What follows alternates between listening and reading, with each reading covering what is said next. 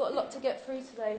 Okay, so carrying on from our lesson last week, we were looking at the key divisions in the early stages of the civil rights movement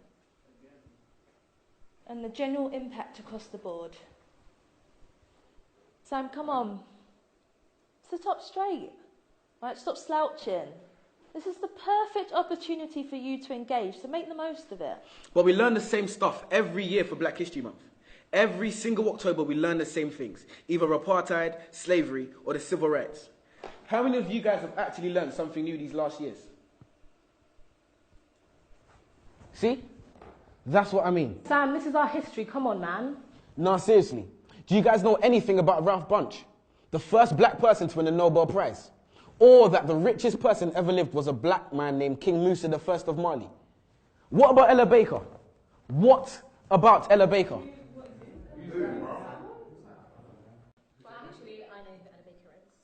One of the most influential women of the civil rights movement.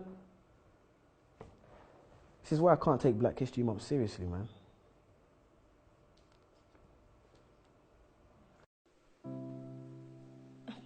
But Samuel, the curriculum is designed to help you think about Black history critically. Actually, miss, it's designed to teach us what to think, not how to think. For example, when that light switched, you taught us it was Thomas Edison who made that happen, when ironically it was actually a darker man who made that light flick, Lewis Latimer to be precise.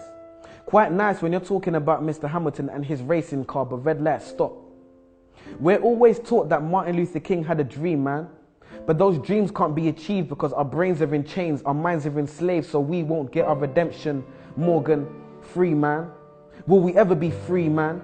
And leave this state of imprisonment? And take that walk of free, damn it, green man from a traffic light invented by the same man who made gas masks to protect our organs. Another free man named Garrett Morgan. But I bet you never knew that. We need to open our minds. But how can we be taught to see if the blind lead the blind? The first person to develop significant eye surgery was a black woman named Dr. Patricia E. Barth. Now on that note, there's a question I must ask. If this is a great opportunity to learn and be engaged about our past, why are we not actually being taught about our past? Transatlantic slavery, where we're taught Black history starts, but is it really? There seems to be a lot you haven't told us. And you shut down and hold back on the bold ones who stand against the way you're trying to mold us. Consistent enemies of progress. You're surprised because I know things you don't expect me to know yet. And when I tell you you're wrong for telling me about me, you call it a riot while I call it a protest. The Broadwater Farm riots. The media exacerbate and make it seem like it's a bunch of delinquent youths on the streets, when really the first cause and trigger was death at the hands of the police. We cease to know information and the truth. And that's simply because you withhold information from the youth. Maybe one day we'll be satisfied with how our knowledge of history equates. Well, I'm sure like me, you're waiting for the teacher to fill in that space. So do so then. No answer. Well, maybe I can help and just throw out there some names. Mary Seacole, a Crimean war nurse. Mary Prince, a black female author. To be precise, she was the first. Bernie Grant, influential local activist and respected MP. Trevor McDonald, one of the first black ITN journalists to hit the TV screen.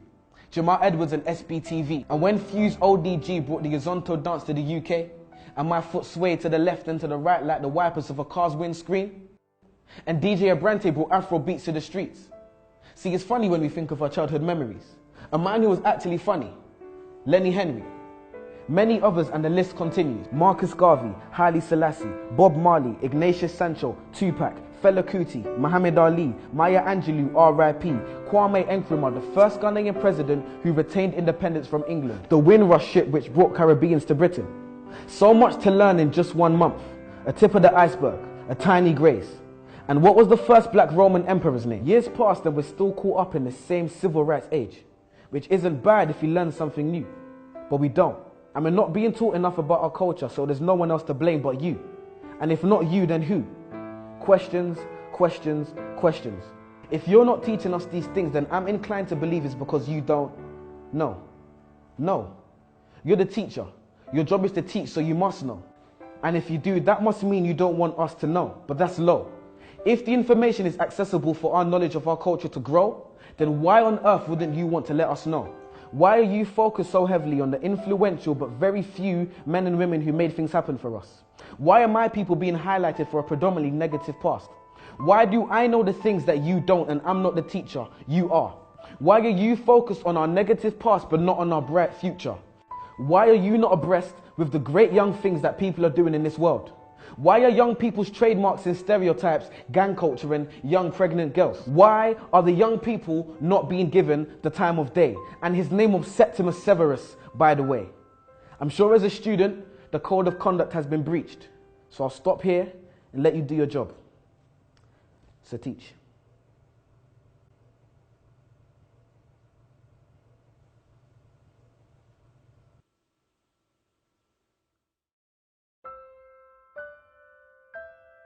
Okay, yo peoples, how's it going? It's your boy Samuel King. This is my poem, What I Wasn't Taught in School. And you're watching Word on the Curb. Plow.